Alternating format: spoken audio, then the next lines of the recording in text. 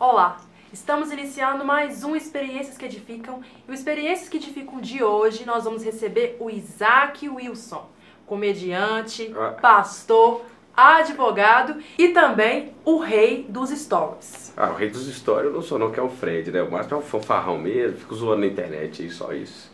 Hoje o tema é superando obstáculos. Isaac, essa situação de superar obstáculos sempre foi seu forte, vamos dizer assim? A gente vai descobrindo que o nosso forte é superar o obstáculo quando os obstáculos aparecem, né? Verdade. Então, eu nasci, já vi vários e vários obstáculos na minha vida e tive que lidar com eles. À medida que você vence 1, 2, 3, você vai ficando assim, calejado e vai aprendendo e observando que na vida, quanto mais você vai vencendo os obstáculos, mais forte você fica, né? Então, minha trajetória é meio assim. Basicamente, eu nasci numa família muito pobre, né? Eu acho que é uma realidade de muitos brasileiros. E nessa família a gente passou muito aperto. Esse dia eu estava conversando até com minha mãe, ela me contava dentro do carro, fui levar ela para almoçar comigo. E ela me contou que certa vez a gente voltava da igreja e ela passou perto de um pipoqueiro e não tinha dinheiro para comprar uma pipoca pra gente. E ela falou que chorava muito e tal. Então nós passamos por um estado de densa pobreza. Meu pai com um salário assim, na época de cruzeiros, né? Conseguia sustentar nós 5, ele, meus 2 irmãos e minha mãe. Então nós vivemos uma extrema pobreza, mas fomos criados no Evangelho, então a gente sempre teve muita fé, sabe? Muita fé. As coisas não melhoraram fáceis, não foram melhorando de maneira muito rápida também, mas com muita fé e ali com a família a gente buscou estar melhorando. E como todo pobre, né? Todo bom pobre vem de tudo, né, velho? Então, a gente chup-chup, que é geladinho em alguns lugares, pão de queijo, esses negócios todos, a gente tem que vender sempre. E eu comecei minha jornada assim, tinha que vender algumas coisas. Minha mãe fazia uns pães de queijo, horrível por sinal, minha mãe era péssima de pão de queijo, a verdade é essa. Eu comecei a fazer pão de queijo em forminha de empada, sabe? Então, fazia um pão de queijo horrível, eu vendia na porta de garagem de ônibus, um pão de queijo duro, mais duro, e acabava de sair. E sim, eu tive que aprender a me virar com aquilo, e os caras reclamavam, pô, que pão de queijo duro. Aí eu tive que vender um pão de queijo duro com café crente, que aproveitava e derretia tudo, né? Vendia chup-chup, e já tive que vender coisas no final de ônibus e tal. Isso tudo para poder aumentar um pouco a renda lá de casa, porque realmente era muito difícil só pro meu pai. E, cara, um adolescente, 12, 13 anos, 14 anos, a única coisa que o cara quer é deixar de ser bebê na escola, né, velho? Dar um beijo em alguém. E eu ali com 13, 14 anos, eu tava vendendo as coisas na rua, falava, velho, nunca vou conseguir arrumar ninguém na escola e tal. Essa que era a minha pretensão. E pra piorar, um dia um cara virou pro meu pai e falou assim, olha, velho, negócio que dá dinheiro mesmo é vender bala hoje. E isso, hoje eu tenho 30. Há 16 anos atrás. Meu pai falou, não, vou colocar meus filhos para vender bala dentro do ônibus. E como que foi essa experiência? Particularmente da bala? Da bala. Como que foi assim, você entrava nos ônibus, você deparou naquela época com algum colega no ônibus que te via, falava, oi Isaac, beleza? Cara, colega de escola é a mesma coisa que capeta, bicho. Porque os caras, quando eles pegam pra te zoar, eles acabam com a sua raça. Só quem estuda hoje, faz o ensino médio, o ensino fundamental, sabe o que é o capeta do amigo de escola pra te pegar de zoação, de apelido e de bullying. O pessoal hoje não ia aguentar 10 minutos com um cara, amigo meu lá, que é hoje até meu amigo, Marcão. E aí, Marcão? Porque o Marcão, cara, esse era o anticristo da zoação, ele era terrível. E assim, eu comecei a vender bala dentro do ônibus, ninguém na escola sabia, eu não queria que ninguém soubesse que eu era o vendedor ambulante da escola.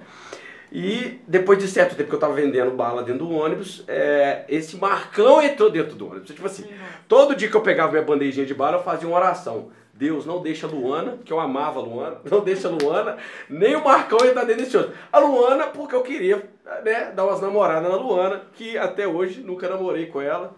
Tchau, Luana. E também tinha o Marcão, que o Marcão era terrível, velho. O Marcão era o capeta, se ele me visse dentro do ônibus, eu sabia que minha vida tinha acabado. Eu tava na 7ª. Eu teria que enfrentar a 7ª e 8ª série. Então um dia eu tô bem vendendo minha bala, quem que entra no ônibus? O Marcão. O Marcão entra, e eu tava sentado bem no corredor do ônibus. Quando eu entro, quando eu vejo o Marcão, eu peguei minha bala e taquei pro canto assim, fingi que era passageiro. Falei assim, ele não vai me ver, mas parece que o capeta foi no ouvido dele e falou, olha lá quem tá lá atrás. E ele veio até mim e tal. E quando ele chegou perto de mim, eu falei, Deus, não deixa ele ver essas balas. E o cara viu a bala e tal. Eu falei, esse Marcão não conta pra ninguém que eu vendo bala, velho. Você sabe que lá na escola os caras são terríveis. Ele, não, que isso, cara. Pode deixar que eu não vou contar pra ninguém. No outro dia, todo mundo sabia, já tinha musiquinha e tudo mais. Foi muito difícil naquela época porque o pensamento de um adolescente que está querendo que as coisas se ajeitem por ali, que já passou uma infância de muita pobreza, é um pensamento em que, principalmente cristão, é que na adolescência as coisas já vão começar a melhorar. E o meu cenário não era isso, já estava começando a piorar, e os amigos zoando e tal, eu não tinha perspectiva realmente de vida nenhuma. Lá em casa ninguém poderia pagar estudos para mim. Meu pai não conseguia colocar comida dentro de casa. Então eu tinha que agarrar, ter muita fé. Mas foi nos ônibus que eu tive assim, muita experiência com Deus, que eu falava assim, às vezes lá não tinha nada, velho. Parava no final do ônibus, ficava olhando pro céu e falava assim, Deus, eu creio que um dia as coisas vão melhorar. E tipo assim, não tinha como, né? Olhar olho nu assim, não tinha como pagar estudos. Era complicado, lá em casa as coisas só dificultando muito. E eu acabei tendo, essas coisas todas me geraram uma depressão muito profunda. E eu quase me matei uma vez, quem me salvou foi até meu irmão. E eu estava muito abatido e tal, e eu nem sei até hoje te falar como que eu venci essa depressão. Claro que foi um milagre, mas eu não sei como te falar, mas foi algo muito difícil, muito profundo. Enfim, aí na adolescência, quando eu fiz 16, 17 anos, eu entrei para esses negócios de menor aprendiz, esse sistema.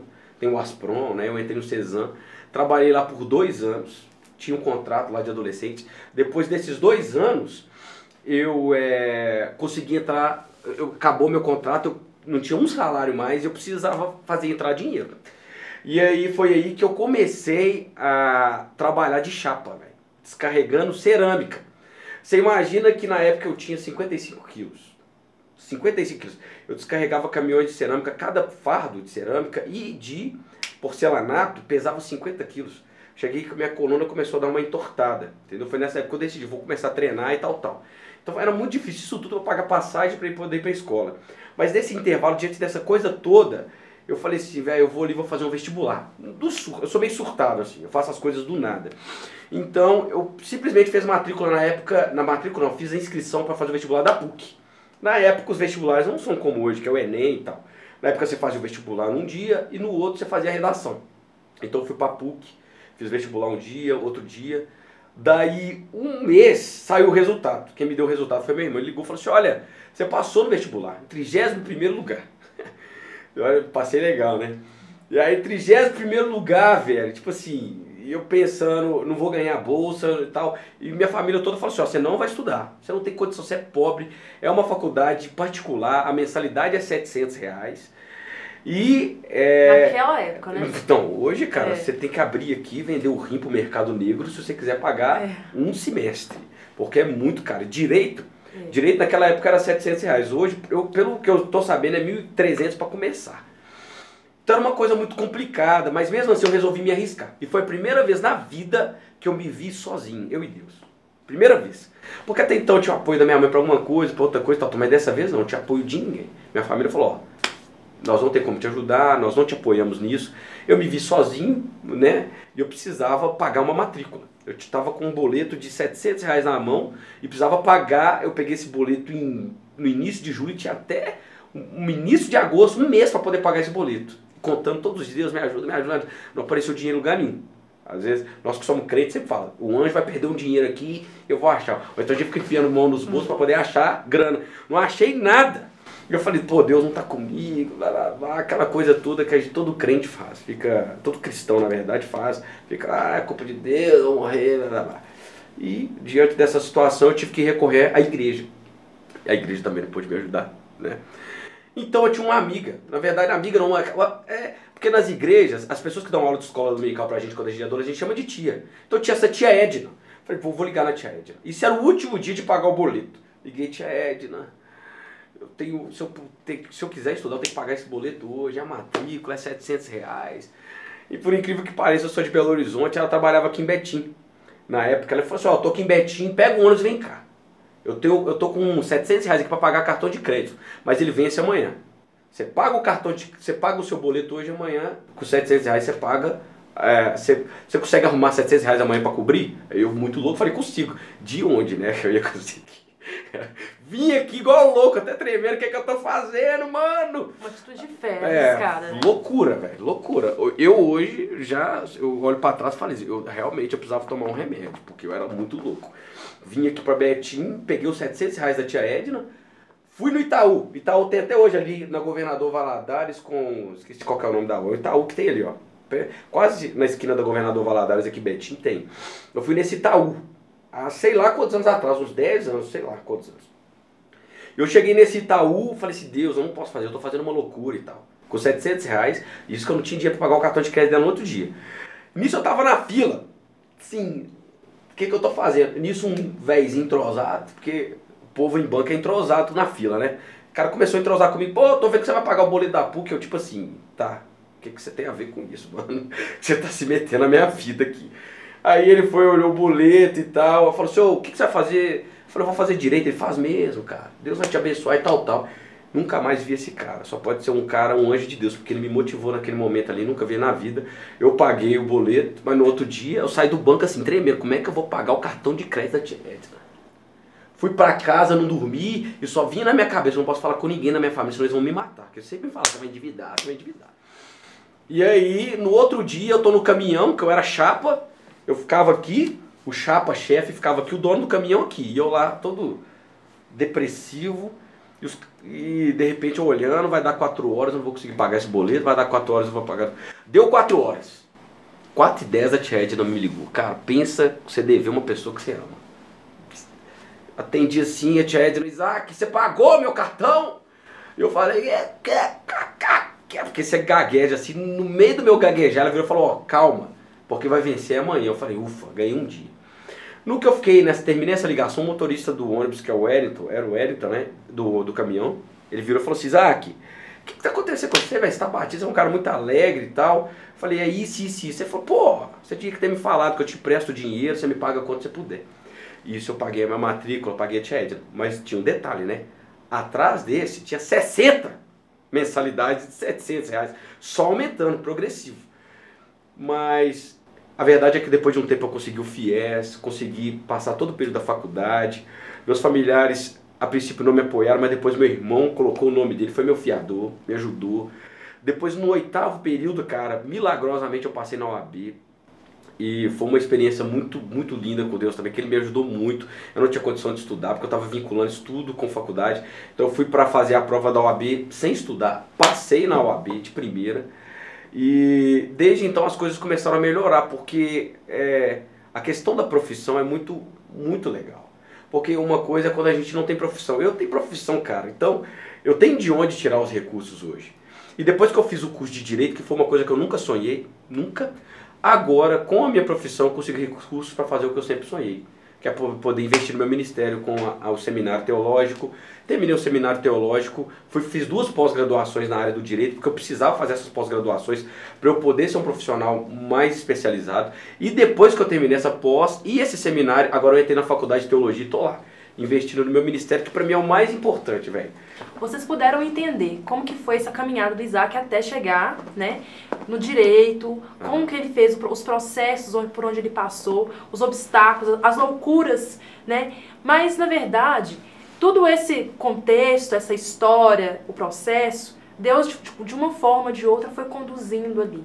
Foi falando, foi mostrando e direcionando o Isaac para o principal objetivo na vida dele, que era o ministério. Mas ele precisava ser o quê?